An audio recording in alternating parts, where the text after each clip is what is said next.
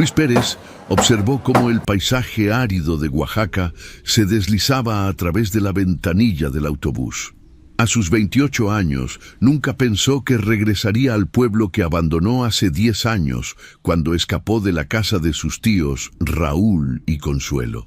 El sudor resbalaba por su frente mientras el calor de julio golpeaba sin piedad.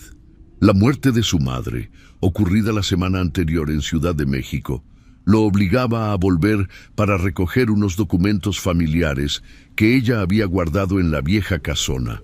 «Última parada, Santa María Tonameca», anunció el conductor.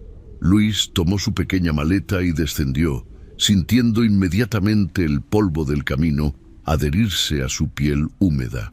El pueblo lucía igual, las mismas casas de adobe con techos de lámina, la iglesia colonial en la plaza central, los puestos de frutas tropicales. Todo parecía congelado en el tiempo, excepto por algunos postes de luz nuevos y una antena de telefonía que sobresalía entre los árboles. Don Ismael, el tendero, lo reconoció de inmediato. «Luis, ¿eres tú, muchacho? ¿Cuánto has crecido?», exclamó mientras acomodaba unas cajas de cerveza. «Lamento lo de tu madre, era una buena mujer». «Gracias, don Ismael, solo vine por unos días». «¿Vas a la casa de tus tíos?», preguntó el anciano bajando la voz. Luis asintió, notando cierta preocupación en los ojos del tendero. «Ten cuidado, hijo, esa casa... Bueno, ya sabes cómo son las cosas por aquí. Tus tíos han estado diferentes desde que te fuiste». Un escalofrío recorrió la espalda de Luis, a pesar del calor sofocante. Los recuerdos de su adolescencia en esa casa comenzaron a filtrarse. Los gritos en la noche, las extrañas reuniones en el sótano, las advertencias de su tía Consuelo sobre no bajar nunca esas escaleras. Mientras caminaba por la calle principal, notó las miradas furtivas de los habitantes. Algunos los saludaban con timidez, otros desviaban la mirada. Luis sabía que en pueblos pequeños como este, los rumores corrían como agua. Y sobre su familia había muchos. La casona apareció al final del camino. Una construcción colonial de 2 pisos, con paredes descascaradas y un jardín descuidado. La bugambilla que alguna vez adornó la entrada ahora lucía marchita, como si la casa misma absorbiera su vida. Luis se detuvo frente a la puerta de madera tallada, respiró profundo y golpeó 3 veces. Nadie respondió.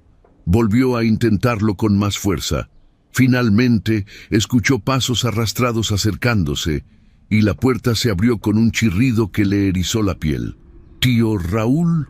El hombre que tenía delante apenas se parecía al que recordaba. Encorvado, extremadamente delgado, con la piel amarillenta y los ojos hundidos. Vestía una camisa sucia y su cabello gris estaba enmarañado. «Luis», pronunció con voz rasposa, «sabía que volverías algún día». «Solo vine por los documentos de mi madre», aclaró Luis, manteniéndose en el umbral. «Pasa», ordenó su tío, dándose la vuelta sin esperarlo. «Tu tía Consuelo estará complacida». Luis cruzó el umbral, sintiendo un cambio inmediato en la temperatura. Dentro de la casa hacía frío, un frío inusual para Oaxaca en verano. El olor a humedad y algo más, algo metálico, impregnaba el aire. La sala estaba exactamente como la recordaba. Los mismos muebles antiguos, las mismas fotografías en las paredes, el mismo crucifijo de madera sobre la entrada al pasillo. Pero todo lucía más viejo, más siniestro bajo la escasa luz que se filtraba por las cortinas cerradas. «¿Dónde está tía Consuelo?», preguntó, siguiendo a su tío hacia la cocina. Raúl se detuvo y giró lentamente. Una sonrisa inquietante se dibujó en su rostro demacrado. «Abajo», respondió. «Siempre está abajo ahora». La noche cayó sobre Santa María Tonameca con una rapidez asombrosa. Luis se instaló en su antigua habitación donde su tío Raúl le había indicado que podía quedarse solo por esta noche. Todo permanecía igual. La cama individual con el colchón hundido, el escritorio de madera carcomida por las termitas, el crucifijo en la pared y la pequeña ventana que daba al patio trasero. Solo había una diferencia: un candado nuevo en la parte exterior de la puerta. «Es por precaución», había explicado su tío con aquella sonrisa perturbadora. «Hay cosas valiosas en la casa». Luis dejó su maleta sobre la cama y observó la habitación con detenimiento. Los recuerdos empezaron a aflorar como heridas mal cicatrizadas. Aquí había pasado 6 años de su adolescencia, después de que sus padres se divorciaran y su madre lo enviara temporalmente con sus tíos mientras arreglaba su vida en la capital. 6 años que cambiaron todo. Un ruido proveniente del piso inferior interrumpió sus pensamientos. Parecían rasguños, como si alguien o algo arañara las paredes. Luis se acercó a la puerta y pegó su oído. Los rasguños continuaban, acompañados ahora por un murmullo, una especie de cántico en voz baja. «Los nombres antiguos deben ser pronunciados correctamente», decía la voz de su tío. «El ritual requiere precisión». Luis sintió que el corazón se le aceleraba. Aquellas palabras despertaron un recuerdo específico. La última noche antes de su escape, cuando escuchó a sus tíos discutir sobre el momento adecuado para iniciar al chico, decidió bajar a investigar. Giró el pomo de la puerta con cuidado para no hacer ruido, pero estaba cerrada desde fuera. El candado maldijo en silencio. Estaba encerrado. «¡Tío Raúl!», llamó, golpeando la puerta. «¡Necesito usar el baño!». Nadie respondió. Los cánticos continuaban, ahora más intensos. Luis se acercó a la ventana. Podría intentar salir por ahí, pero estaba en el 2.º piso y la caída sería peligrosa. Sin embargo, notó que la bugambilla, aunque marchita, había crecido tanto que sus ramas alcanzaban la ventana. Quizás podría usarlas para descender. Antes de intentarlo, revisó su maleta.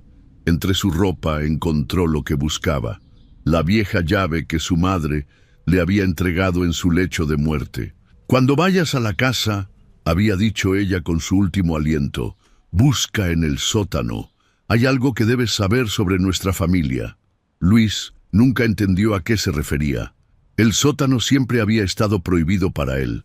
De niño, su tía Consuelo le había advertido severamente que nunca bajara esas escaleras, que era peligroso. Una vez, cuando tenía 15 años, intentó espiar por la puerta que conducía al sótano y recibió una bofetada tan fuerte de su tío que le dejó la mejilla marcada por días. Los cánticos se intensificaron, seguidos por un grito agudo que heló la sangre de Luis. Era una voz de mujer. Su tía Consuelo. No, sonaba más joven. Decidido, Luis abrió la ventana y evaluó la resistencia de las ramas de bugambilla. No parecían muy fuertes, pero tenía que intentarlo. Pasó una pierna por el alféizar cuando escuchó pasos acercándose a su puerta. Rápidamente volvió a la cama, fingiendo estar dormido. La puerta se abrió con un chirrido. «¿Luis?». La voz de su tío sonaba diferente, casi jovial. «¿Estás despierto?». Luis permaneció inmóvil, controlando su respiración. «Mañana será un gran día», continuó Raúl. «Tu tía Consuelo está ansiosa por verte. Ha estado esperando mucho tiempo». Los pasos se alejaron y la puerta volvió a cerrarse. El clic del candado resonó en la habitación. Luis esperó varios minutos antes de levantarse nuevamente. Esta vez estaba decidido a salir. Se acercó a la ventana y comenzó a descender usando las ramas de bugambilla que crujían bajo su peso. Cuando estaba a mitad de camino, escuchó un sonido que lo paralizó. La melodía de una caja de música, la misma que su tía Consuelo solía tocar cada noche antes de dormir. La melodía venía del patio, justo debajo de él. La melodía de la caja de música se detuvo abruptamente. Luis, suspendido entre el 2.º piso y el suelo, contuvo la respiración. En la oscuridad del patio distinguió una figura inmóvil que miraba hacia arriba. El contorno de una mujer con un vestido largo. «Mamá», susurró una voz infantil. Luis casi pierde el agarre de la bugambilla. Esa voz era imposible. Sonaba exactamente como la de su prima Marisol, quien había desaparecido cuando él tenía 16 años. La oficial versión familiar decía que se había ido a estudiar a Guadalajara, pero Luis nunca recibió cartas de ella ni la volvió a ver. La figura comenzó a moverse, alejándose hacia la parte trasera del patio. Luis aprovechó para terminar su descenso, lastimándose las manos con las espinas de la planta. Una vez en el suelo, se ocultó tras un arbusto seco y observó. La mujer, si es que era una mujer, desapareció tras la pequeña construcción que servía como bodega. Luis recordaba ese lugar, un cuarto de herramientas donde su tío guardaba palas, machetes y otros implementos para el jardín que nunca cuidaba. Con sigilo, Luis se acercó a la bodega. La puerta estaba entreabierta y una débil luz amarillenta se filtraba desde el interior. Se asomó por la rendija y lo que vio le cortó la respiración. La bodega ya no era una bodega. El pequeño espacio se había convertido en una especie de santuario. Las paredes estaban cubiertas de símbolos dibujados con lo que parecía ser sangre seca. Velas negras iluminaban tenuemente el lugar. En el centro, sobre una mesa improvisada con tablones, había varios objetos. Huesos pequeños, de animales, frascos con líquidos de colores, hierbas secas y fotografías. Muchas fotografías. Luis entró cautelosamente. Al acercarse a la mesa, su corazón dio un vuelco. Las fotografías eran de niños y adolescentes del pueblo. Algunos rostros los reconocía vagamente, y entre ellas destacaba una que lo dejó helado. Él mismo, a los 17 años, dormido en su habitación. La fecha escrita al reverso era exactamente el día antes de su huida. «Te estábamos preparando», dijo una voz a sus espaldas, «pero escapaste antes de la ceremonia». Luis se giró bruscamente. Frente a él estaba una mujer joven, de unos 20 años, con un vestido blanco manchado de tierra. Su rostro demacrado mostraba signos de desnutrición y sus ojos carecían de vida. «¿Marisol?», preguntó Luis, retrocediendo hasta chocar con la mesa. La joven ladeó la cabeza, como si el nombre le resultara familiar pero lejano. «Ya no uso ese nombre», respondió con voz monótona. «Ahora soy la receptora». «¿Qué te hicieron, Marisol? ¿Qué es todo esto?». La joven se acercó con movimientos mecánicos. A la luz de las velas, Luis notó algo horroroso. Pequeñas cicatrices cubrían sus brazos, formando los mismos símbolos que estaban en las paredes. «El linaje debe continuar», recitó ella como si fuera una lección aprendida. «La sangre llama a la sangre. Tú eres el próximo, Luis. Siempre debiste ser tú». Luis intentó razonar con ella. «Marisol, podemos irnos de aquí. Puedo ayudarte, llevarte a Ciudad de México conmigo». Una sonrisa vacía se dibujó en el rostro de la joven. «No puedo irme. Ninguno puede. La entidad no lo permite». «¿Entidad? ¿De qué estás hablando?» «Del que habita en el sótano», explicó Marisol, señalando hacia la casa principal. «El que alimentamos, el que nos da poder a cambio de sacrificios».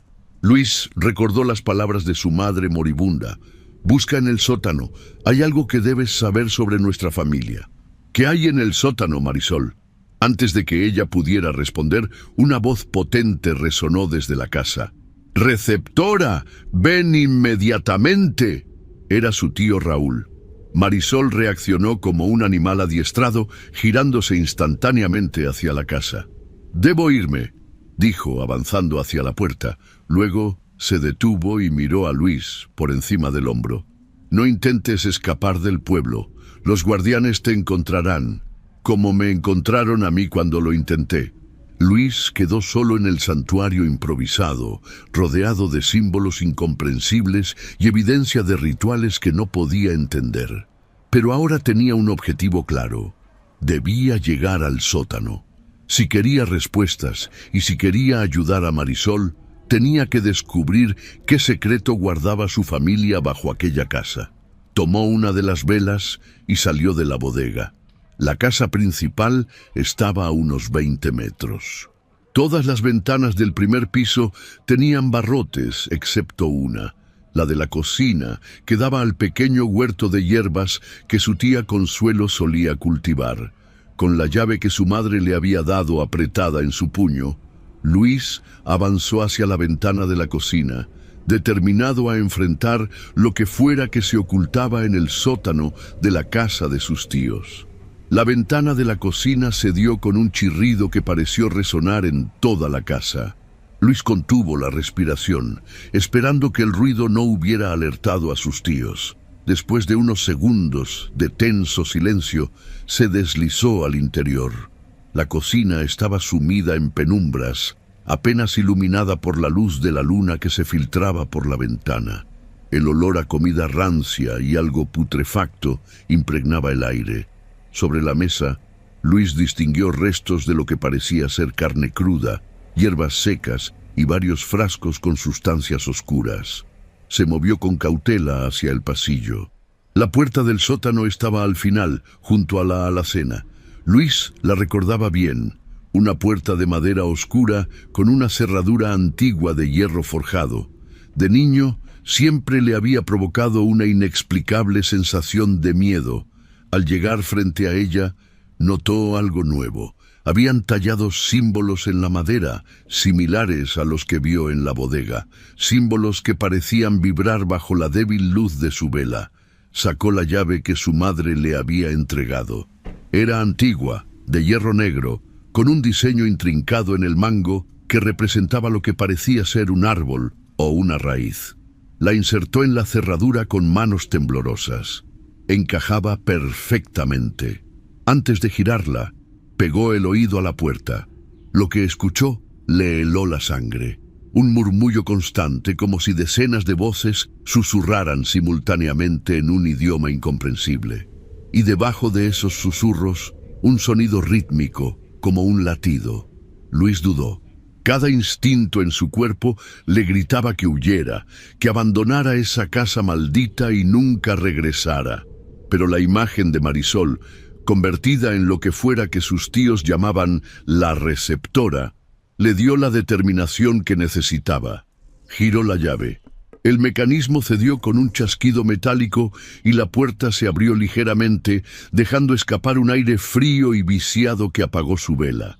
En la oscuridad total, Luis sintió más que vio la presencia de alguien detrás de él. «Sabía que vendrías aquí», dijo la voz de su tía Consuelo.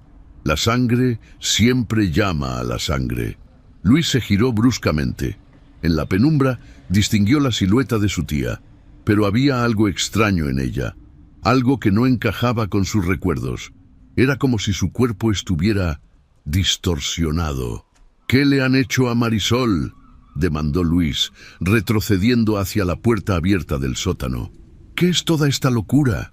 Consuelo avanzó hacia él. A medida que se acercaba, la escasa luz del pasillo reveló su rostro, demacrado, con la piel tirante sobre los huesos y los ojos hundidos en cuencas oscuras. Pero lo más perturbador eran las marcas. Los mismos símbolos que había visto en la bodega estaban tallados en su frente y mejillas, cicatrices antiguas que formaban patrones imposibles. «No es lo que le hicimos a ella», respondió Consuelo con una voz que no parecía completamente suya. «Es lo que ella hace por todos nosotros. Lo que tú debiste hacer». «Están locos», murmuró Luis, sintiendo el vacío del sótano a sus espaldas. «Somos los guardianes», continuó su tía, extendiendo una mano huesuda hacia él. «Custodios del pacto. Tu madre lo sabía, por eso huyó. Pero incluso ella entendió al final que no hay escape. Por eso te envió aquí». «Mi madre me dio esta llave para que descubriera la verdad», respondió Luis. Una sonrisa perturbadora se dibujó en el rostro de Consuelo. «¿Y crees que esa es la única verdad que existe? La llave abre la puerta, pero lo que hay detrás, eso es el verdadero legado de los Pérez. Luis escuchó pasos pesados acercándose desde el otro extremo del pasillo. Su tío Raúl emergió de las sombras, sosteniendo algo en sus manos, un cuchillo ceremonial con inscripciones similares a las de la llave. «Ha llegado el momento», declaró Raúl. «El ciclo debe completarse. Un Pérez debe ocupar el lugar que le corresponde». Luis comprendió que no tenía escapatoria por el pasillo. Su única opción era el sótano. Sin pensarlo dos veces, dio media vuelta y comenzó a descender por la escalera en penumbras, cerrando la puerta tras de sí. La oscuridad era absoluta. El aire, denso y frío, olía a tierra húmeda y algo metálico que reconoció como sangre. Los susurros que había escuchado antes ahora lo rodeaban, como si las propias paredes hablaran. A tientas, encontró un interruptor en la pared. Dudó un instante antes de accionarlo. La luz reveló un horror que superaba sus peores pesadillas. La bombilla desnuda que colgaba del techo iluminó una escena sacada de una pesadilla. El sótano era mucho más grande de lo que Luis había imaginado, extendiéndose bajo toda la casa como una cripta subterránea. Las paredes estaban cubiertas de los mismos símbolos que había visto en la bodega y en el cuerpo de su tía. Pero aquí estaban pintados con una sustancia que parecía cambiar de color bajo la luz fluctuante, del marrón oxidado, de la sangre seca, al negro intenso, como si absorbiera la luz. En el centro de la habitación había un altar de piedra. Sobre él, diversos objetos rituales, cuencos de cerámica con restos de sustancias secas, hierbas atadas en manojos, huesos pequeños. Ahora Luis estaba seguro de que no eran de animales, y varias fotografías antiguas en marcos de plata ennegrecida. Pero lo que heló la sangre de Luis fue lo que vio en las paredes. Nichos excavados directamente en la tierra, como pequeñas cuevas. En cada uno de ellos había restos humanos en distintos estados de descomposición. Algunos eran apenas esqueletos, otros conservaban piel momificada, y los más recientes. Luis desvió la mirada, incapaz de procesar el horror. 7 generaciones, dijo una voz a sus espaldas. Luis se giró para encontrar a su tío Raúl, que había entrado silenciosamente al sótano. 7 generaciones de Pérez han mantenido el pacto. ¿Qué pacto?, preguntó Luis, retrocediendo hasta chocar con el altar. ¿Qué demonios es todo esto? Raúl avanzó con el cuchillo ceremonial en la mano. Tras él entró Consuelo, arrastrando a una Marisol que parecía estar en trance. En 1857, comenzó Raúl con voz monótona, como si recitara una lección aprendida.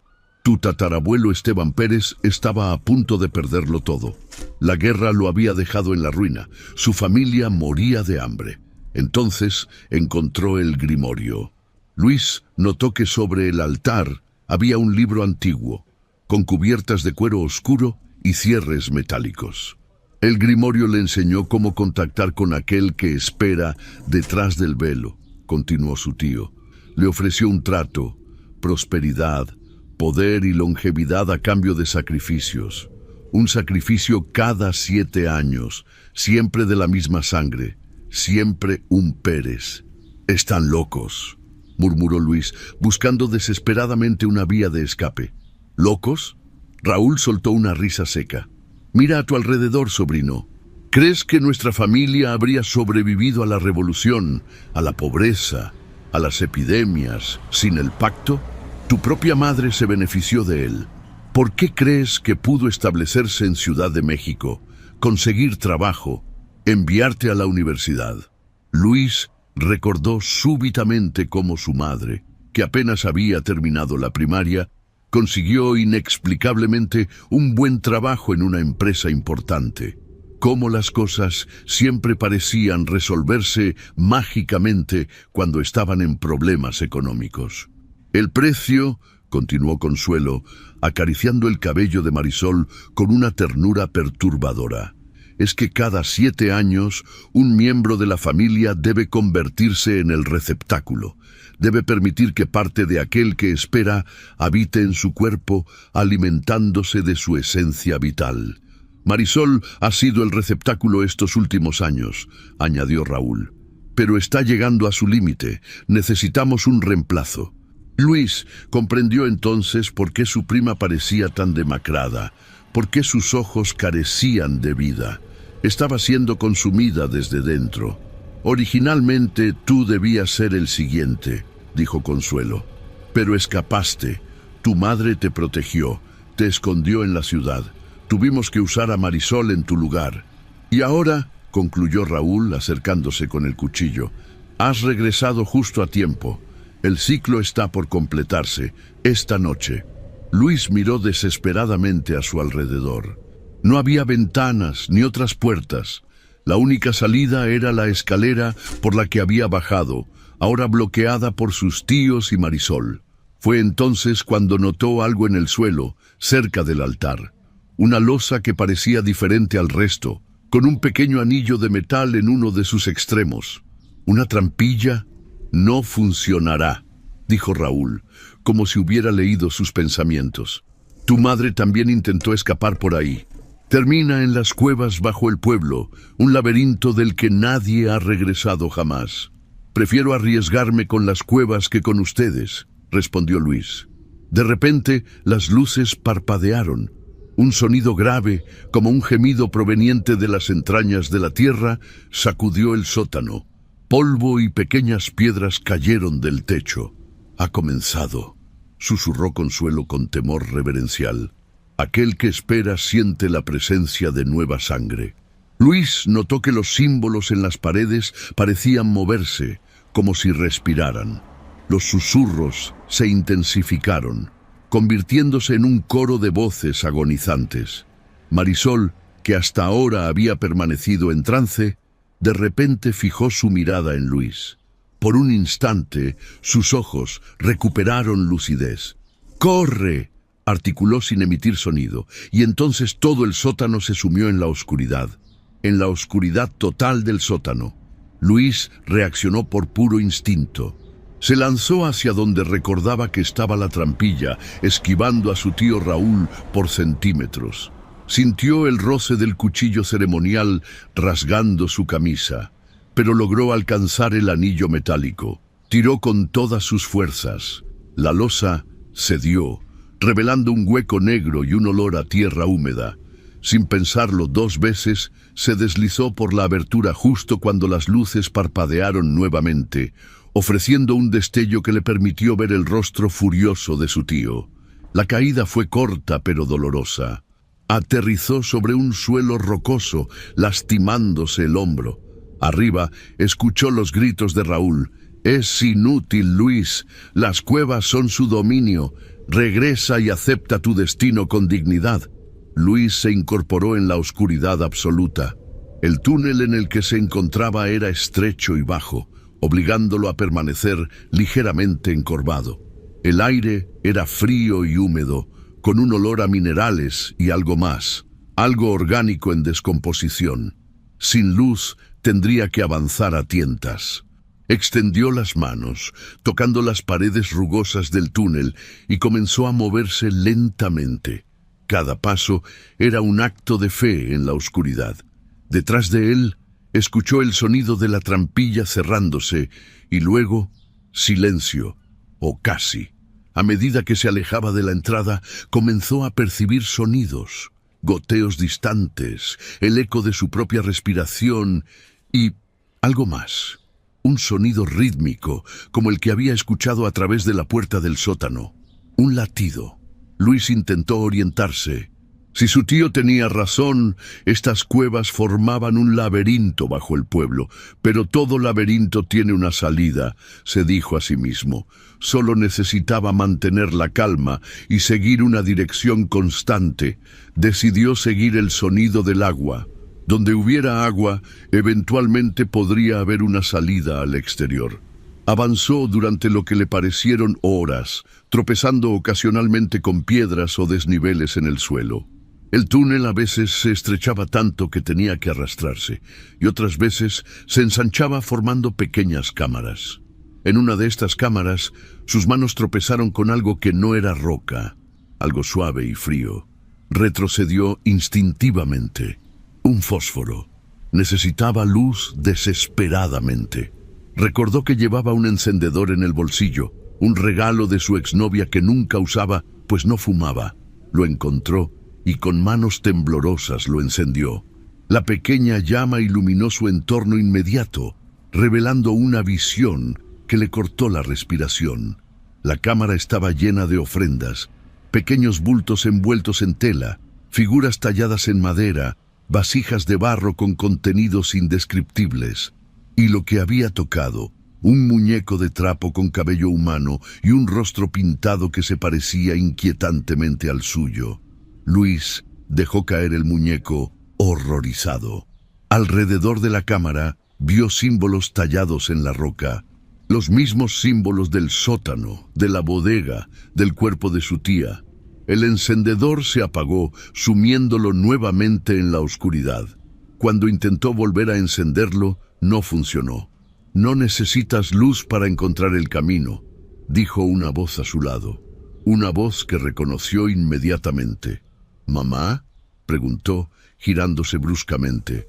«Luis, mi niño», respondió la voz de su madre. Pero había algo extraño en ella, un eco antinatural que reverberaba en las paredes de la cueva. «Siempre supe que volverías». Luis intentó nuevamente encender el mechero, desesperado por ver el rostro de su madre, pero seguía sin funcionar. «No vas a poder verme como me recuerdas», continuó la voz. «Hace tiempo que dejé de ser quien era». Un escalofrío recorrió la espalda de Luis. Esta no podía ser su madre. Ella había muerto en Ciudad de México. Él mismo había visto su cuerpo. Había asistido a su funeral. «Tú no eres mi madre», afirmó con voz temblorosa, retrocediendo en la oscuridad. Una risa suave, casi melodiosa, resonó en la cámara. «¿Estás seguro? ¿Crees que la muerte es el final? Tu madre encontró otra forma de existir, como todos los Pérez que aceptaron el pacto». Luis continuó retrocediendo hasta que su espalda chocó contra la pared rocosa. La voz parecía venir de todas partes y de ninguna a la vez. «Intenté protegerte», continuó la voz. «Te envié lejos cuando descubrí que planeaban usarte, pero no entendía entonces lo que entiendo ahora. El honor que significa ser elegido». «¿Honor?», Luis casi escupió la palabra. «¿Llamas honor a lo que le hicieron a Marisol? ¿A convertirla en eso?» Marisol entendió su papel, como yo entendí el mío al final, como tú entenderás el tuyo. Luis negó con la cabeza, aunque sabía que el gesto era invisible en la oscuridad. «No soy como ustedes. No participaré en esto. Ya eres parte, Luis. La sangre que corre por tus venas te conecta con aquel que espera. ¿No lo sientes? El latido, los susurros». Y Luis lo sentía. El latido que había percibido antes se había intensificado, como si respondiera a las palabras de la voz. Los susurros, apenas perceptibles, ahora parecían formar palabras casi comprensibles. «Puedes huir», continuó la voz de su madre, «como yo huí. Puedes esconderte durante años, pero al final todos regresamos. La sangre llama a la sangre». Una idea terrible comenzó a formarse en la mente de Luis. «Tú regresaste voluntariamente. Volviste a Santa María para ocupar mi lugar», completó la voz, «para ser el receptáculo cuando Marisol ya no pudiera continuar. Pero mi cuerpo estaba demasiado débil. Necesitábamos a alguien joven, fuerte. Te necesitábamos a ti. Por eso me diste la llave», murmuró Luis, comprendiendo finalmente. «No para que descubriera la verdad y escapara, sino para atraerme al sótano». La risa melodiosa volvió a resonar en la oscuridad. «Siempre fuiste inteligente, mi niño. Demasiado para tu propio bien». Luis sintió que algo frío rozaba su mejilla, como unos dedos, pero no había nadie frente a él. Se apartó bruscamente, tanteando las paredes en busca de una salida. «Es inútil», dijo la voz. «Estas cuevas son un laberinto diseñado para desorientar a los que huyen. Solo hay dos destinos posibles: regresar al sótano o perderse para siempre en la oscuridad». Luis no respondió. Había encontrado lo que parecía ser la entrada a otro túnel y comenzó a arrastrarse por él, alejándose de la voz. «Puedes correr, Luis», llamó la voz, desvaneciéndose gradualmente, «pero la sangre siempre encuentra su camino de regreso». El túnel era angosto, obligándolo a avanzar a gatas. La tierra húmeda se pegaba a sus manos y rodillas. A medida que se alejaba de la cámara, el latido se hacía más débil. Pero los susurros parecían seguirlo, como si las propias paredes de la cueva hablaran. Después de lo que le parecieron horas, el túnel comenzó a ensancharse. Luis pudo ponerse de pie nuevamente. El aire cambió, volviéndose ligeramente más fresco. Estaba acercándose a una salida. Avanzó con renovada esperanza, guiándose por el cambio en el aire. Eventualmente, sus ojos comenzaron a distinguir formas en la oscuridad. Una tenue luminosidad se filtraba desde algún lugar adelante. Al doblar un recodo, vio el origen de la luz, una grieta en el techo de la cueva por donde se colaba un rayo de luna. No era suficiente para iluminar completamente el espacio, pero después de tanto tiempo en la oscuridad absoluta, para Luis era como un faro. Se encontraba en una cámara mucho más grande que la anterior.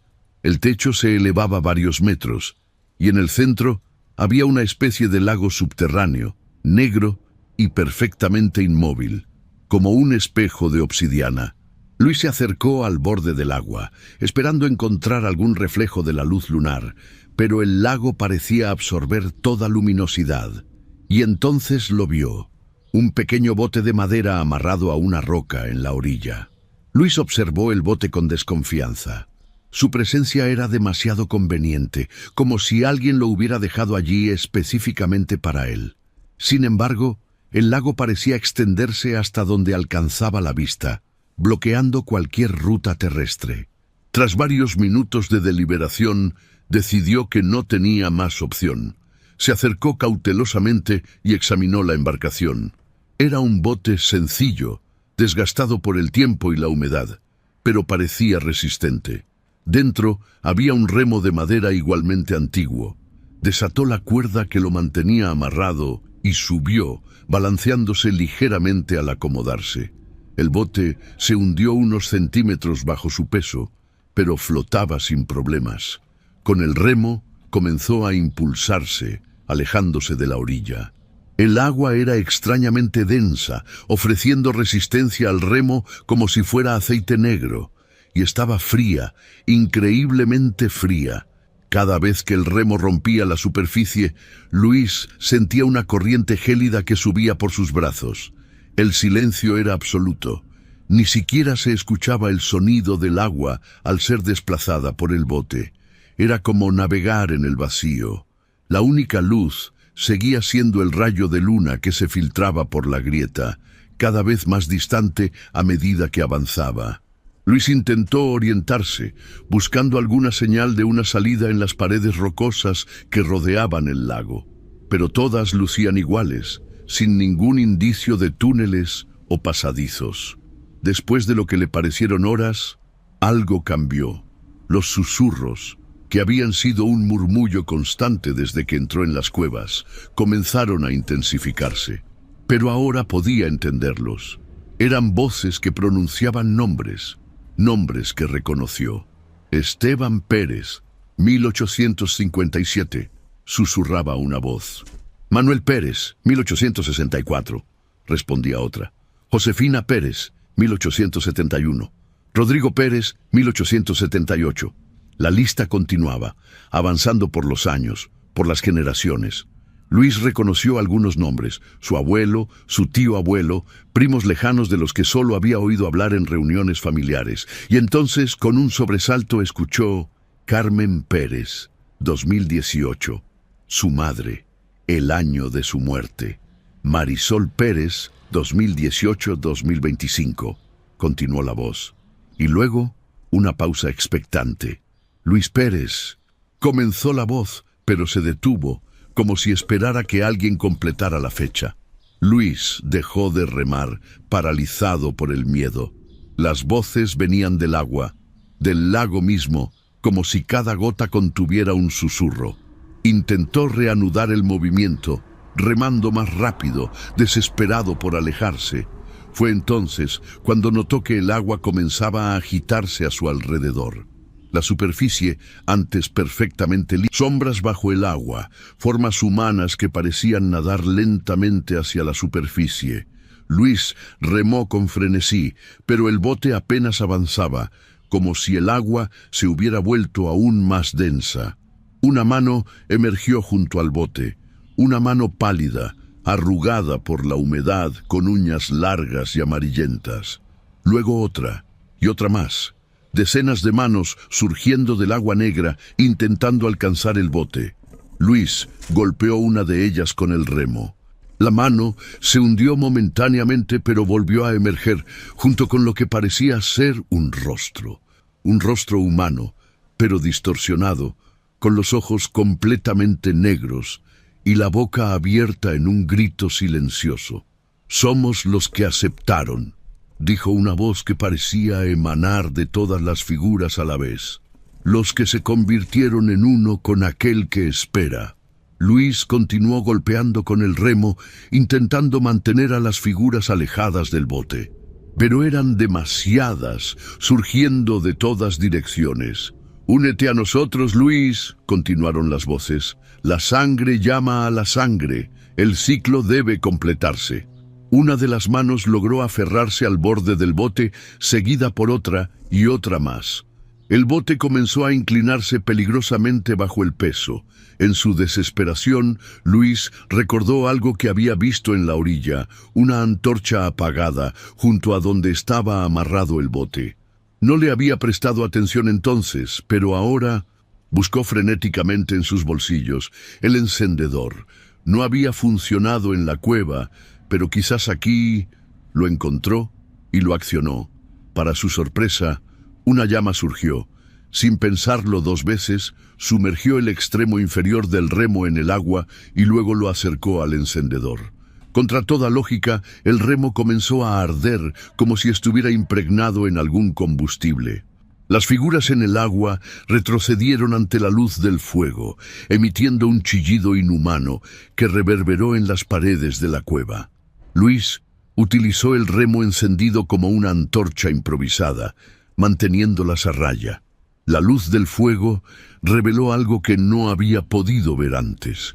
A unos 20 metros, en la pared rocosa, había una abertura, un túnel que podría ser una salida. Remó con renovada determinación hacia la abertura, utilizando el remo en llamas para mantener alejadas a las figuras que seguían emergiendo del agua. El fuego iluminaba sus rostros, permitiéndole ver sus rasgos con más claridad. Con horror, reconoció algunos de ellos. Su abuelo, un primo que había muerto cuando él era niño, y entre ellos el rostro demacrado de su madre. «No te resistas, hijo mío», dijo la figura con el rostro de Carmen Pérez. «Es nuestro destino, es tu herencia». Luis alcanzó finalmente la pared rocosa. La abertura era apenas lo suficientemente grande para que el bote pasara. Sin dudarlo, se adentró en el túnel, dejando atrás el lago y sus horrores. El túnel era un canal estrecho con agua que llegaba hasta la mitad. Luis abandonó el bote y continuó a pie, con el agua helada llegándole hasta las rodillas. El remo en llamas le proporcionaba luz suficiente para ver por dónde iba. Después de varios minutos, el túnel comenzó a ascender. El agua se volvió menos profunda, hasta que finalmente pisó suelo seco. El túnel seguía ascendiendo, cada vez más empinado, y entonces delante de él vio lo que parecía ser luz natural, un resplandor grisáceo que solo podía significar una cosa: el amanecer. La salida estaba cerca. Con el corazón latiendo con fuerza, Luis avanzó hacia la luz, esperando que esta pesadilla por fin terminara. La salida de la cueva era un hueco estrecho entre dos rocas, casi oculto por la vegetación. Luis tuvo que arrastrarse sobre su estómago para pasar, lastimándose con piedras afiladas y raíces. Cuando finalmente emergió, el aire fresco de la madrugada le golpeó el rostro como una bendición. Se encontraba en una ladera boscosa, a unos 2 kilómetros del pueblo, según calculó. El sol comenzaba a asomarse por el horizonte, tiñendo el cielo de tonos anaranjados y rosados. Nunca un amanecer le había parecido tan hermoso. Luis se dejó caer sobre la hierba húmeda, exhausto física y emocionalmente. Su ropa estaba desgarrada y sucia, sus manos y rodillas ensangrentadas por el difícil recorrido, pero estaba vivo. Había escapado, o eso creía. Cuando su respiración se normalizó y el latido frenético de su corazón disminuyó, comenzó a notar algo inquietante. El susurro que lo había acompañado durante todo su recorrido por las cuevas no había desaparecido. Estaba ahí, apenas perceptible, como un zumbido en el fondo de su mente, y el latido, ese pulso rítmico que había sentido en el sótano y luego en las cuevas, también seguía presente, sincronizándose gradualmente con su propio pulso. Luis se incorporó bruscamente, palpándose el cuerpo como si buscara algo extraño adherido a él. No había nada visible, pero la sensación persistía. Era como si algo se hubiera filtrado en su interior, algo que no podía ver ni tocar, pero que podía sentir extendiéndose lentamente por sus venas. No, no, no, murmuró, sacudiendo la cabeza violentamente. Esto no puede estar pasando. Se puso de pie y comenzó a caminar hacia el pueblo. Necesitaba llegar a la estación de autobuses, alejarse lo más posible de Santa María Tonameca y de todo lo relacionado con su familia. El descenso fue difícil. La ladera era empinada y el terreno inestable. Varias veces estuvo a punto de caer, pero finalmente alcanzó el camino principal que conducía al pueblo. A medida que se acercaba a las primeras casas, notó algo extraño. No había nadie en las calles, ni siquiera los perros callejeros que solían vagar al amanecer. Un silencio antinatural envolvía todo el pueblo. Luis aceleró el paso. La estación de autobuses estaba al otro extremo del pueblo, lo que significaba que tendría que atravesarlo por completo. No le gustaba la idea, pero no tenía alternativa. Al pasar frente a la iglesia, las campanas comenzaron a sonar, pero no era el habitual llamado a misa. Era un repique irregular, casi frenético, como si alguien estuviera tocándolas en señal de alarma. Y entonces, de todas las casas comenzaron a salir personas. Hombres, mujeres, ancianos, niños, todos vestidos con ropas oscuras, todos mirando en su dirección. Luis se detuvo, paralizado por el miedo. Reconoció algunos rostros: don Ismael, el tendero, la señora Dolores, que regentaba la panadería, el viejo Pedro, que siempre se sentaba en la plaza. Pero había algo diferente en ellos. Sus ojos tenían la misma mirada vacía que había visto en Marisol. «La sangre ha regresado», dijo don Ismael, dando un paso hacia él. «El ciclo continúa», respondió la señora Dolores. «Aquel que espera se regocija», añadió el viejo Pedro. Luis retrocedió, comprendiendo con horror lo que estaba sucediendo. No era solo su familia, era todo el pueblo. Todos formaban parte del pacto, todos eran guardianes del secreto. Giró sobre sus talones y comenzó a correr en dirección opuesta hacia la salida del pueblo. Pero las calles, que siempre habían seguido un trazado regular, ahora parecían cambiar. Callejones que no recordaba, edificios que no reconocía. Era como si el propio pueblo se hubiera convertido en un laberinto diseñado para atraparlo. Y los habitantes le seguían, caminando con pasos lentos pero inexorables, cerrando todas las posibles rutas de escape. Luis dobló una esquina y se encontró en un callejón sin salida. Al girarse para volver, vio que la entrada estaba bloqueada por un grupo de habitantes, y entre ellos, avanzando con una sonrisa perturbadora, estaban sus tíos Raúl y Consuelo, con Marisol caminando mecánicamente a su lado. «No puedes escapar de tu destino, sobrino», dijo Raúl. «Nadie puede». Luis miró desesperadamente a su alrededor, buscando alguna vía de escape. Las paredes del callejón eran altas, imposibles de escalar. No había puertas ni ventanas accesibles. Estaba atrapado. Los habitantes del pueblo se acercaban cada vez más, estrechando el cerco a su alrededor.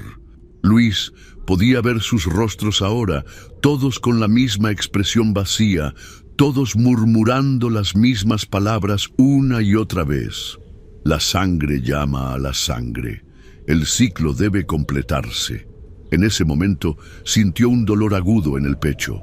El latido que había percibido antes se intensificó, volviéndose dolorosamente fuerte. Los susurros en su mente se transformaron en gritos ensordecedores. Luis cayó de rodillas, llevándose las manos a la cabeza. El dolor era insoportable. Sentía como si algo intentara abrirse paso desde su interior, rompiendo cada fibra de su ser. «Está comenzando», dijo Consuelo con reverencia. «Aquel que espera ha elegido». A través de su visión borrosa por el dolor, Luis vio cómo Marisol se acercaba a él. Pero ahora lucía diferente. Su piel, antes demacrada, parecía rejuvenecida. Sus ojos, antes vacíos, ahora brillaban con alivio. «Gracias», susurró ella, arrodillándose frente a él. «Al fin puedo descansar». Y entonces, ante los ojos horrorizados de Luis, la piel de Marisol comenzó a agrietarse, como arcilla seca bajo el sol. Las grietas se extendieron por todo su cuerpo, profundizándose, hasta que con un suspiro final, Marisol se desmoronó en una pila de polvo. El dolor de Luis alcanzó su punto máximo. Sintió como si cada célula de su cuerpo ardiera. Y luego, tan repentinamente como había comenzado, el dolor cesó. Un silencio absoluto descendió sobre el callejón. Los habitantes del pueblo se habían detenido, observándolo con una mezcla de temor y reverencia. Luis se puso de pie lentamente.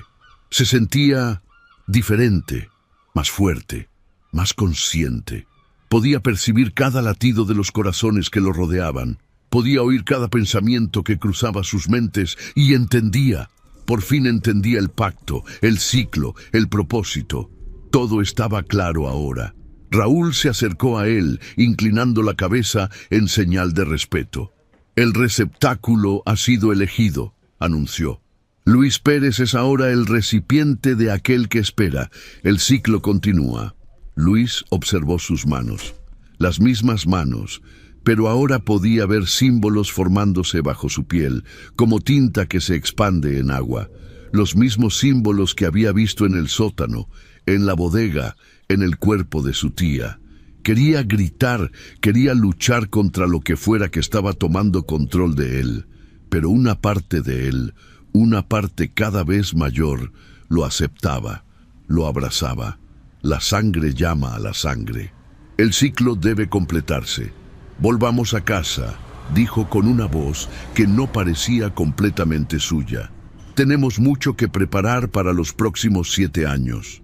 Y mientras caminaba entre los habitantes del pueblo, que ahora se inclinaban a su paso, una última chispa de conciencia del Luis que había sido, se preguntó si este era realmente el final de su historia o apenas el comienzo de una pesadilla eterna. El sol se ocultaba tras las montañas de Oaxaca, tiñendo el cielo de un rojo intenso que recordaba a sangre fresca. Luis Pérez observaba el atardecer desde el portal de la casona colonial, meciendo suavemente la mecedora de madera tallada. A sus 35 años, su aspecto era el de un hombre mucho mayor. Su cabello, antes negro como la noche, ahora estaba surcado por canas prematuras. Su rostro, alguna vez lleno de vida, Mostraba una palidez enfermiza y arrugas profundas alrededor de los ojos y la boca. Solo su mirada permanecía intensa, con un brillo antinatural que inquietaba a quien lo observara directamente. «Tío Luis», llamó una voz infantil desde el interior de la casa. «¿Puedo salir a jugar un rato más?» Luis giró lentamente la cabeza. En el umbral de la puerta estaba Miguel, un niño de 9 años, hijo de su primo lejano, que había muerto en un accidente 3 años atrás. Luis había insistido en acoger al niño, argumentando que la familia debe permanecer unida. «Solo hasta que oscurezca completamente», respondió Luis, con una voz que sonaba como arena sobre piedra. «Sabes que no me gusta que estés fuera cuando cae la noche». El niño asintió con entusiasmo y corrió hacia el jardín, donde había construido un fuerte con ramas y hojas secas. Luis lo observó jugar, una sonrisa inquietante dibujándose en su rostro demacrado. 7 años habían pasado desde aquella madrugada en el callejón. 7 años desde que aquel que espera había tomado residencia en su cuerpo. 7 años de ser el receptáculo, de sentir cómo su esencia vital era lentamente consumida, sustituida por algo antiguo y hambriento. Al principio había luchado. Durante meses, la conciencia del Luis original había intentado resistir, había buscado formas de escapar, de romper el ciclo, pero gradualmente esa resistencia se había debilitado. Era como intentar contener el océano con las manos desnudas. Ahora quedaba poco del hombre que una vez fue, solo fragmentos de memoria, destellos ocasionales de humanidad que se manifestaban principalmente en su relación con el pequeño Miguel, el niño, su sucesor, su reemplazo. Luis sabía que su tiempo como receptáculo estaba llegando a su fin. Su cuerpo apenas podía contener la entidad que habitaba en él.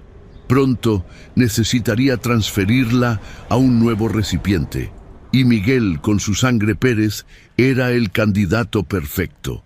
Un dolor agudo atravesó su pecho, como si algo hubiera escuchado sus pensamientos y quisiera recordarle quién estaba realmente al mando.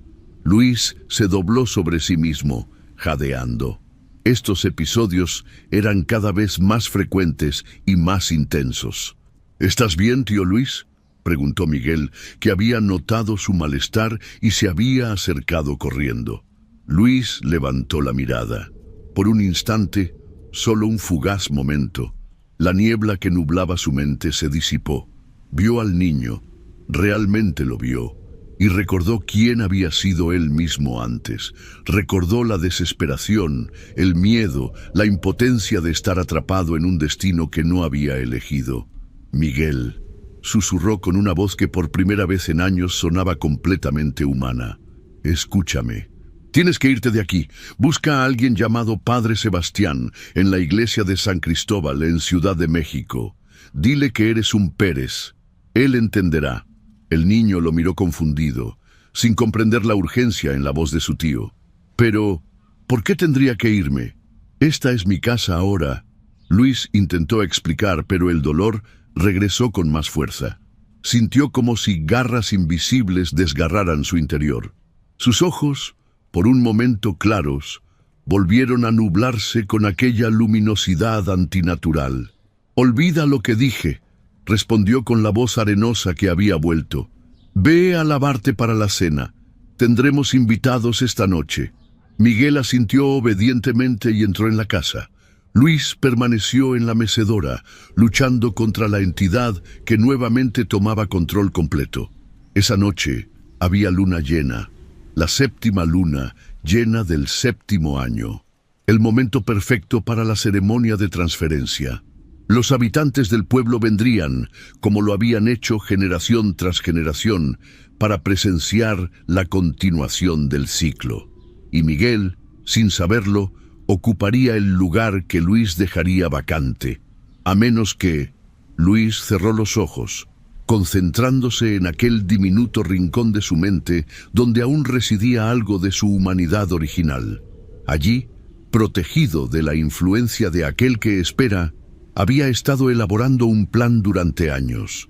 Un plan desesperado, probablemente condenado al fracaso, pero la única esperanza que le quedaba.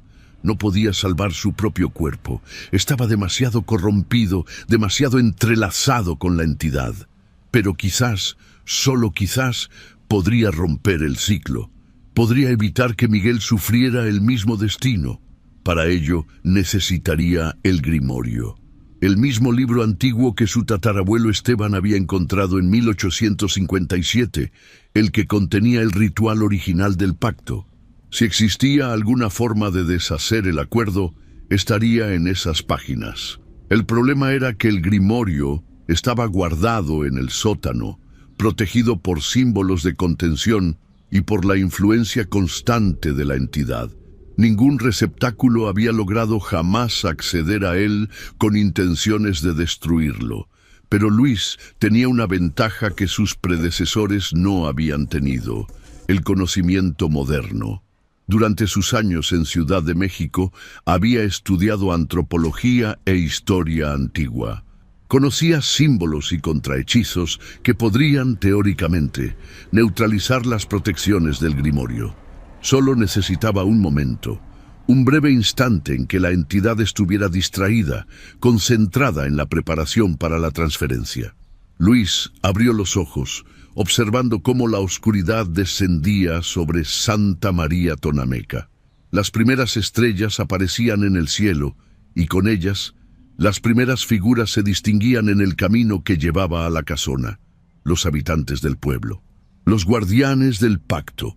Venían a presenciar el ritual. La hora se acercaba, y con ella la última oportunidad de Luis para redimir a su familia y liberar a Miguel del horror que lo aguardaba. La casa de los Pérez resplandecía con una luz antinatural. Decenas de velas negras iluminaban cada habitación, proyectando sombras danzantes en las paredes cubiertas de símbolos recién pintados con una mezcla de tierra roja y sangre. Los habitantes de Santa María Tonameca se habían reunido en la sala principal, formando un círculo alrededor de un espacio despejado donde habían dibujado un intrincado patrón en el suelo. Hombres, mujeres y ancianos, todos vestidos con túnicas oscuras, murmuraban en voz baja un cántico monótono que parecía hacer vibrar el aire mismo. En el centro del círculo había dos sillas talladas en madera antigua, una ocupada por Luis, cuyos ojos brillaban con una intensidad sobrenatural, la otra vacía, esperando a Miguel. ¡Tráiganlo!, ordenó Luis con aquella voz que no era completamente suya. Dos hombres salieron de la habitación y regresaron momentos después, escoltando a Miguel. El niño, vestido con un camisón blanco que contrastaba con las túnicas oscuras de los presentes, parecía confundido y asustado. «¿Tío Luis?», preguntó con voz temblorosa. «¿Qué está pasando? ¿Por qué hay tanta gente?». Luis lo miró fijamente. Por un instante, un destello de humanidad cruzó su rostro, rápidamente suprimido por la voluntad dominante de la entidad. «Es una celebración, Miguel», respondió con falsa dulzura. «Hoy es un día especial. Hoy te convertirás en un verdadero Pérez». Los hombres condujeron al niño hasta la silla vacía y lo sentaron. Miguel miraba nerviosamente a su alrededor, cada vez más inquieto por los rostros inexpresivos de los asistentes y los extraños símbolos que cubrían las paredes. «Comencemos», anunció Luis, poniéndose de pie con dificultad. Los cánticos se intensificaron.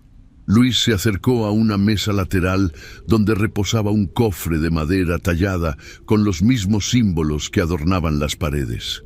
Lo abrió lentamente, revelando el cuchillo ceremonial que su tío Raúl había empuñado 7 años atrás. Al tomar el cuchillo, Luis sintió una dolorosa descarga recorrer su brazo, como si el metal mismo rechazara su contacto. La entidad dentro de él se agitó, ansiosa por completar el ritual que le permitiría transferirse a un nuevo recipiente joven y fuerte. «¿Qué vas a hacer con eso?», preguntó Miguel, sus ojos fijos en la hoja reluciente del cuchillo. Luis no respondió. Se acercó al centro del círculo y levantó el cuchillo, haciendo que las llamas de las velas se agitaran violentamente, como si una corriente invisible de energía hubiera sido liberada. Durante 7 generaciones, comenzó a recitar Luis con voz ceremonial. Los Pérez hemos honrado el pacto, hemos ofrecido nuestra sangre, nuestra carne, nuestra esencia vital a aquel que espera detrás del velo. A cambio, hemos recibido prosperidad, poder y conocimiento. Los asistentes respondieron al unísono: la sangre llama a la sangre, el ciclo debe completarse. Miguel intentó levantarse de la silla, pero 2 hombres se colocaron detrás de él, sujetándolo firmemente por los hombros. «Tío Luis, por favor», suplicó el niño con lágrimas en los ojos, «me estás asustando». Por un segundo, Luis pareció dudar. Su mano tembló ligeramente. En ese breve momento de vacilación, la conciencia original de Luis, aquel fragmento de humanidad que había sobrevivido durante 7 años, emergió a la superficie. «El grimorio», murmuró, tan bajo que solo Miguel pudo escucharlo. «Necesito el grimorio». Girándose abruptamente hacia los asistentes, Luis alzó la voz. «El libro sagrado debe estar presente. Traigan el grimorio del sótano». Algunos de los presentes intercambiaron miradas confusas. Este no era el procedimiento habitual. Pero nadie se atrevió a cuestionar al receptáculo. «Yo iré», se ofreció una anciana que Luis reconoció como Doña Remedios, la partera del pueblo y una de las guardianas más antiguas del pacto. «No», respondió Luis con firmeza, «debe ser traído por manos inocentes. El niño lo hará». Los murmullos de desconcierto aumentaron. Esto era una desviación completa del ritual tradicional. «El receptáculo actual acompañará al niño», añadió Luis, intentando apaciguar las dudas. «Es necesario para que la transferencia sea completa». Antes de que alguien pudiera objetar, Luis tomó a Miguel de la mano y lo condujo hacia la puerta que llevaba al sótano. Los asistentes, aunque confundidos, continuaron con sus cánticos, confiando en la sabiduría del receptáculo. «Tío Luis, tengo miedo», susurró Miguel mientras descendían por la escalera de piedra. «¿Qué es este lugar?». La luz de la vela que Luis llevaba proyectaba sombras grotescas en las paredes del sótano. Los nichos con restos humanos seguían allí, silenciosos testigos de generaciones de sacrificio. «Escúchame bien, Miguel», murmuró Luis cuando estuvieron lo suficientemente lejos de la puerta. Su voz sonaba más clara ahora, más humana. «No tenemos mucho tiempo. Lo que voy a decirte es muy importante». Miguel asintió, sus ojos grandes por el miedo pero atentos. «Todo lo que has visto esta noche, todo lo que te han dicho sobre nuestra familia, es real. Hay algo antiguo y terrible que ha estado alimentándose de los Pérez durante generaciones, y ahora quiere alimentarse de ti». «¿Como un monstruo?», preguntó Miguel con voz temblorosa. «Algo así», respondió Luis, llegando al fondo del sótano. «Pero voy a intentar detenerlo, y para eso necesito ese libro». Señaló hacia el altar de piedra, donde reposaba el grimorio, el mismo libro de cuero oscuro que había visto 7 años atrás. Estaba rodeado por un círculo de símbolos tallados en el suelo, símbolos que parecían moverse sutilmente bajo la luz vacilante. «No puedo tocarlo directamente», explicó Luis.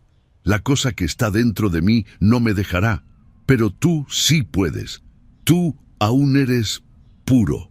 Miguel miró el libro con aprensión. «¿Y después nos iremos de aquí?». Luis asintió, aunque sabía que esa promesa probablemente era una mentira. «Después nos iremos. Buscaremos al padre Sebastián como te dije antes». El niño avanzó cautelosamente hacia el altar. Luis sentía que la entidad dentro de él se agitaba violentamente, comprendiendo sus intenciones. El dolor comenzó a intensificarse, como si garras invisibles desgarraran sus entrañas. «¡Rápido!», urgió a Miguel, doblándose por el dolor. Miguel tomó el grimorio. Sorprendentemente, los símbolos protectores no reaccionaron. El libro parecía reconocer la sangre Pérez en el niño, permitiéndole tocarlo sin sufrir daño. «Ahora dámelo», indicó Luis, extendiendo una mano temblorosa. Miguel se acercó, sosteniendo el pesado libro con ambas manos. En el momento en que Luis lo tocó, un dolor indescriptible recorrió todo su cuerpo. Era como si cada célula se rebelara, como si la entidad dentro de él luchara con todas sus fuerzas para impedirle continuar. Pero Luis estaba preparado para esto. Durante 7 años había estado estudiando los símbolos, aprendiendo sus significados, descubriendo sus debilidades. Con dedos temblorosos abrió el grimorio en una página específica que había memorizado.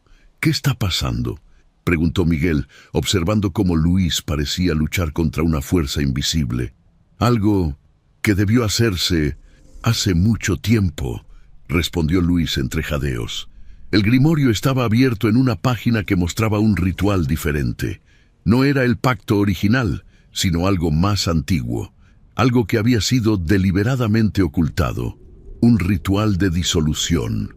Luis comenzó a recitar las palabras en un idioma que no era español ni ninguna lengua conocida. Sonidos guturales, sibilantes, que parecían cortar el aire como cuchillos. El suelo comenzó a temblar. El polvo caía del techo. Arriba, los cánticos de los asistentes se habían detenido, reemplazados por gritos de confusión y miedo. «¿Qué está haciendo?», escuchó Luis que alguien gritaba desde lo alto de la escalera. «Está rompiendo el pacto», respondió otra voz. «¡Deténganlo!». Pasos apresurados bajando la escalera. Luis sabía que tenía segundos antes de que los guardianes llegaran hasta ellos. «Miguel», dijo, mirando directamente a los ojos del niño. «Pase lo que pase, no sueltes mi mano y no mires». El niño asintió, aferrándose a la mano de Luis con fuerza. Luis continuó recitando, cada palabra costándole un esfuerzo sobrehumano, mientras la entidad dentro de él luchaba salvajemente. Cuando los primeros guardianes alcanzaron el fondo del sótano, Luis pronunció la última palabra del ritual. Un silencio absoluto cayó sobre el lugar, como si el tiempo mismo se hubiera detenido. Y entonces, el caos. Un rugido ensordecedor surgió de las profundidades de la tierra. Las paredes del sótano comenzaron a agrietarse, dejando escapar un líquido negro y viscoso que parecía tener vida propia. Los símbolos tallados en el suelo y las paredes ardieron con un fuego antinatural, primero rojo, luego azul, finalmente negro. Los guardianes retrocedieron aterrorizados. Algunos intentaron huir escaleras arriba, solo para encontrar que la estructura entera de la casa estaba colapsando. Luis sintió que algo se desgarraba dentro de él. La entidad estaba siendo arrancada de su cuerpo, pero estaba llevándose parte de su esencia vital en el proceso. Era un dolor más allá de lo imaginable, como ser despellejado desde dentro. «¡No mires, Miguel!», gritó, cubriendo los ojos del niño con su mano libre. Las figuras en los nichos, los restos de generaciones de receptáculos, comenzaron a moverse. Esqueletos, cuerpos momificados, incluso los más recientes, todos se agitaban como marionetas cuyos hilos hubieran sido cortados. El suelo bajo el altar se abrió, revelando un abismo insondable del que emanaba una oscuridad que parecía absorber toda luz. Del abismo surgieron voces, lamentos, gritos de agonía que reverberaban en las paredes del sótano. Luis sentía que su conciencia se desvanecía. La separación de la entidad estaba drenando su vida, pero con sus últimas fuerzas arrastró a Miguel hacia la escalera. «¡Corre!», ordenó empujando al niño hacia arriba. «¡No te detengas por nada!». Miguel, paralizado por el terror, tardó un segundo en reaccionar. Luego comenzó a subir las escaleras, tropezando en la oscuridad. Luis cayó de rodillas.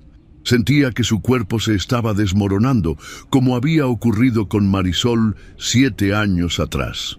Pero a diferencia de ella, su desintegración no significaría la transferencia de la entidad a un nuevo huésped. Significaría el fin del ciclo. A través de su visión borrosa, vio cómo los guardianes eran arrastrados uno a uno hacia el abismo, absorbidos por la oscuridad que ellos mismos habían adorado durante generaciones. Escuchó sus gritos, mezclados con los lamentos de los antiguos receptáculos liberados de su tormento eterno. La casona entera temblaba, partes del techo comenzaban a derrumbarse. Luis usó sus últimas fuerzas para arrastrarse hacia la escalera, determinado a asegurarse de que Miguel hubiera escapado. Al llegar al pie de la escalera, alzó la mirada. A través del polvo y los escombros, vio una pequeña figura que había alcanzado la puerta superior. Miguel había logrado salir. Luis sonrió, sintiendo una paz que no había experimentado en 7 años. Había roto el ciclo, había salvado a Miguel. El legado maldito de los Pérez terminaría con él. Mientras las paredes se derrumbaban a su alrededor y la oscuridad del abismo lo envolvía, Luis cerró los ojos, entregándose a la nada que lo aguardaba. Su último pensamiento fue para aquel niño que ahora corría hacia la libertad, hacia una vida sin el peso de un pacto ancestral, sin la sombra de aquel que espera detrás del velo. Meses después, en la pequeña iglesia de San Cristóbal en Ciudad de México, el padre Sebastián escuchaba con atención el relato increíble pero aterrador de un niño llamado Miguel Pérez. El sacerdote, especializado en fenómenos paranormales y antiguas entidades, había recibido visitantes similares a lo largo de los años, descendientes de familias que habían hecho pactos oscuros buscando liberación. ¿Y dices que toda la casa se derrumbó?, preguntó el padre Sebastián, tomando notas en un cuaderno gastado. Miguel asintió solemnemente. Todo el pueblo escuchó el ruido. Cuando amaneció, solo quedaban escombros. Nadie pudo entrar a investigar porque la tierra seguía temblando. Luego vine aquí, como me dijo mi tío Luis. El padre Sebastián observó al niño con compasión. Había visto casos similares, pero nunca uno donde el pacto hubiera sido roto tan completamente.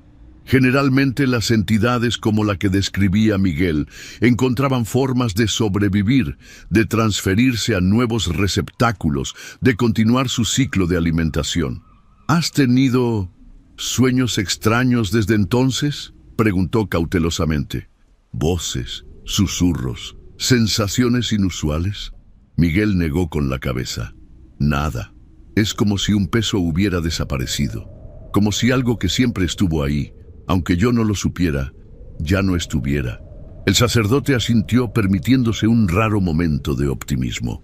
Quizás, solo quizás, Luis Pérez había logrado lo imposible.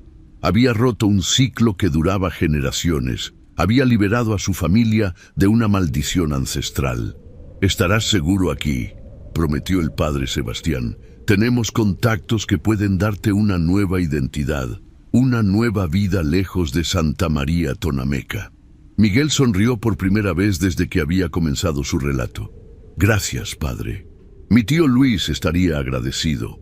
Mientras el niño se retiraba a descansar, el padre Sebastián se quedó contemplando sus notas.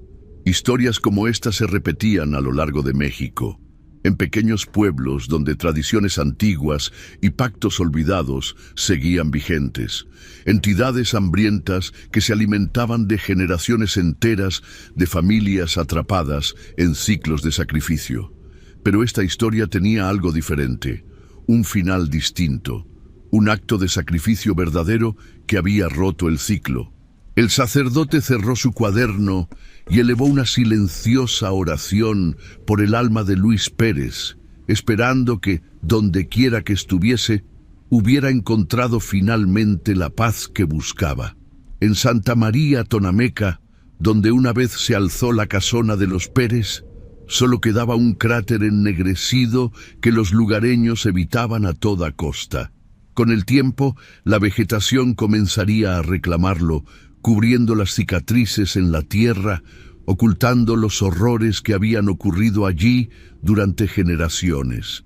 pero los más ancianos del pueblo seguirían contando historias en voz baja sobre la familia maldita, sobre el pacto roto, sobre el hombre que sacrificó su vida para salvar a un niño y romper una cadena de horror que se extendía por más de 150 años. Y en noches sin luna, algunos jurarían escuchar susurros provenientes del cráter, como si algo antiguo y hambriento siguiera esperando, buscando una nueva sangre que pudiera restaurar el ciclo interrumpido. Pero por ahora, al menos, el último de los Pérez estaba a salvo, el ciclo estaba roto, y aquel que espera, detrás del velo, tendría que seguir esperando.